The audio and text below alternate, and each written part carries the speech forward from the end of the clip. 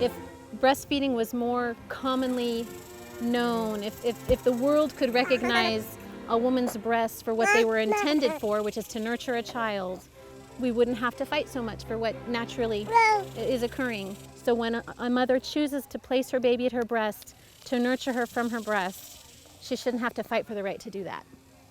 She should be able to do that because it is the best thing for her baby.